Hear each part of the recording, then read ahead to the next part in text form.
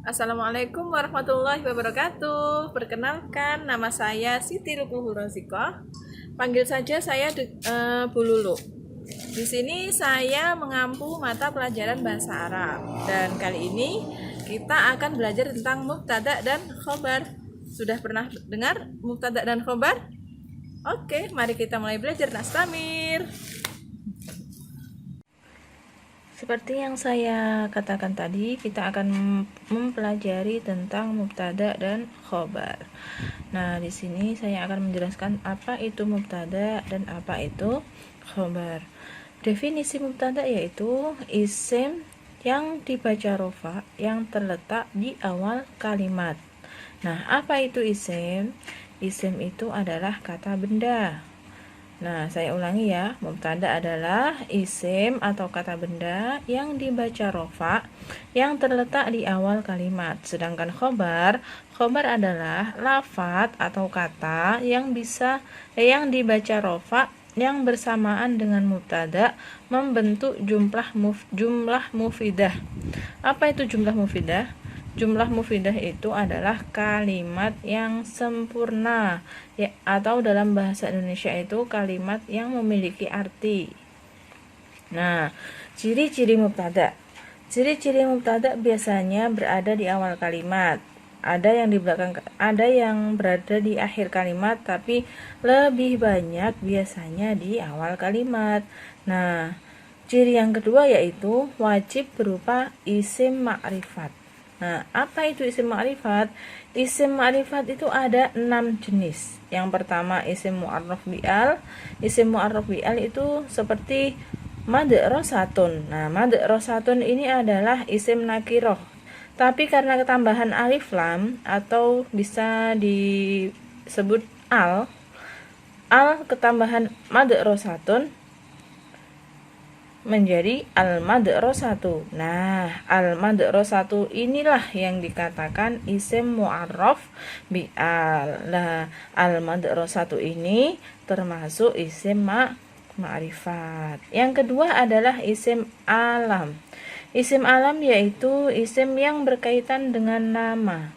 Entah itu nama orang, nama kota, nama negara, nama desa, nama apapun, nama merek, itu bisa dikatakan sebagai isim alam. Contoh, Aisyah itu nama orang, termasuk isim alam. Surabaya nama kota, termasuk isim alam. Indonesia nama negara, termasuk isim alam. Nah, isim alam ini juga masuk sebagai kategori isim ma'rifat. Jadi bisa berposisi menjadi mubtada. Lanjut, isim isyarah atau kata petunjuk.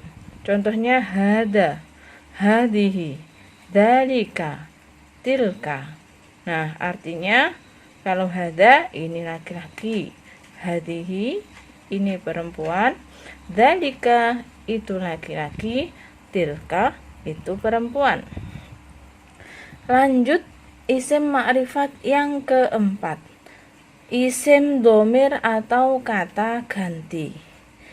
Nah, kata ganti ini ada banyak sebenarnya, tapi yang sering kita temui adalah huwa, hiya, ana, anta, dan anti. Huwa dia laki-laki, hiya dia perempuan, ana saya.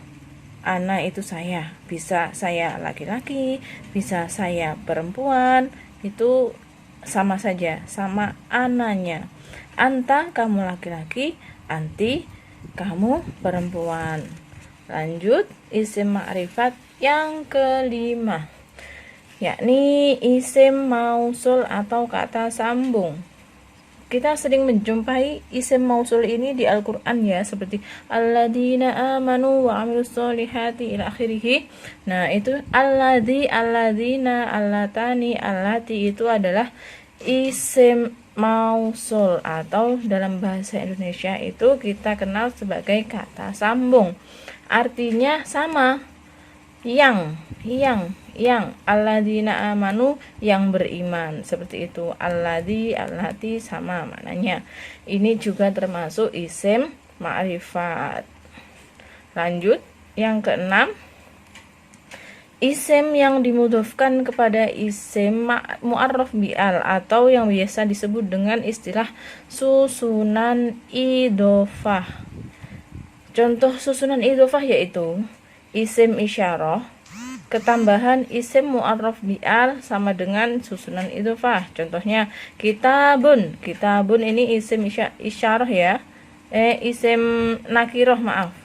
Isim nakiroh.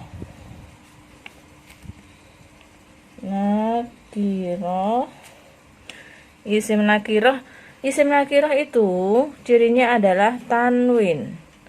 Kalau ada tanwin belakangnya pasti dia isim nakiroh. Ketambahan dengan isim yang pakai al, jadi al-fikhi, jadinya kitabul fikhi. Nah, kalau sudah jadi satu seperti ini, kitabul fikhi, maka jadi susunan idhofah.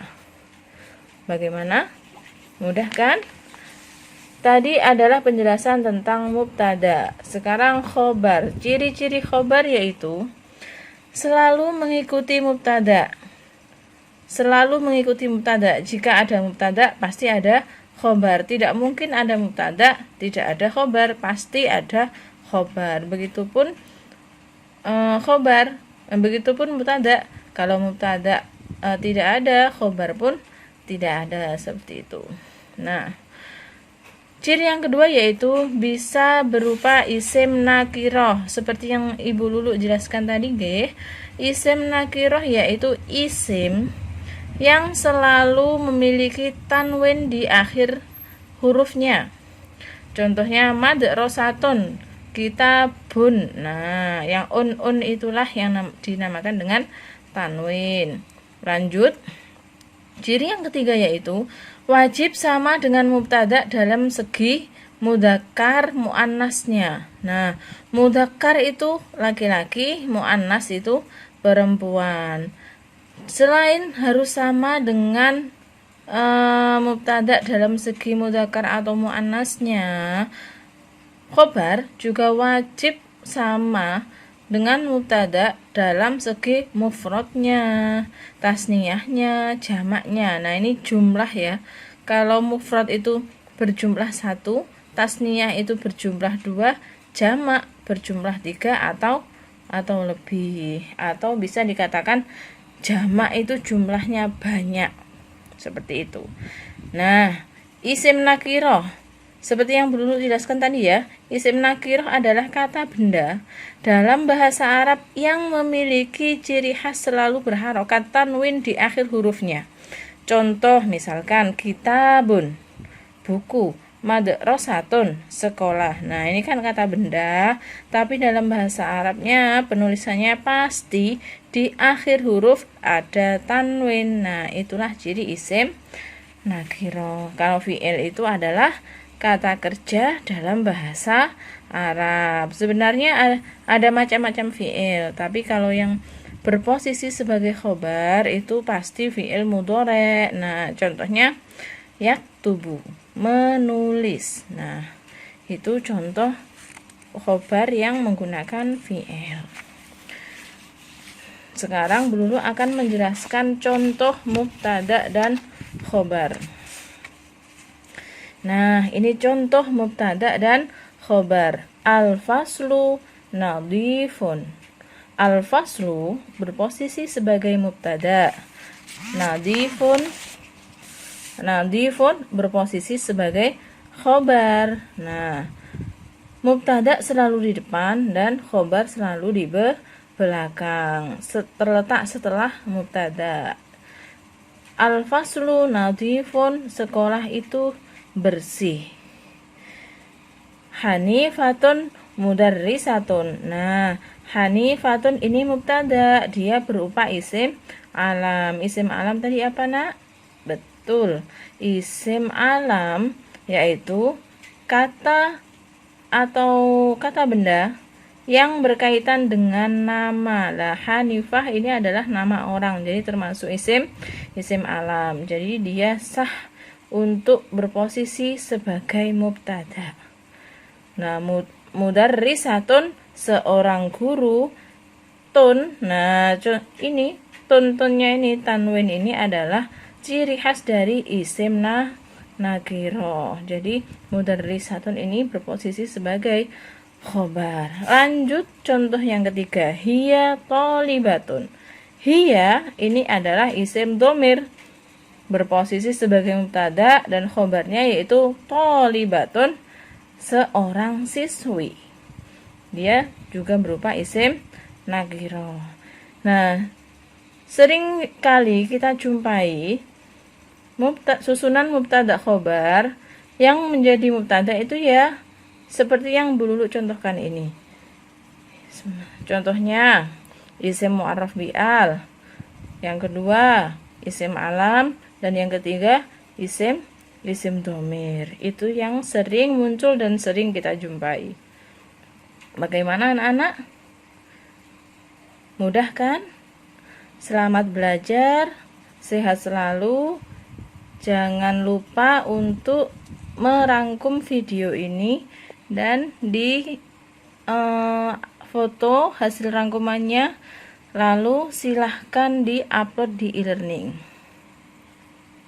Baiklah anak-anak, sudah mempelajari apa yang saya jelaskan tadi. Kalau sudah, silahkan dirangkum dan tugasnya dikirim melalui e-learning. Semoga ilmunya bermanfaat dan barokah bagi kalian. Semoga kita selalu menjaga kesehatan supaya kita bisa bertatap muka segera. Ilal liqa. Wassalamualaikum warahmatullahi wabarakatuh.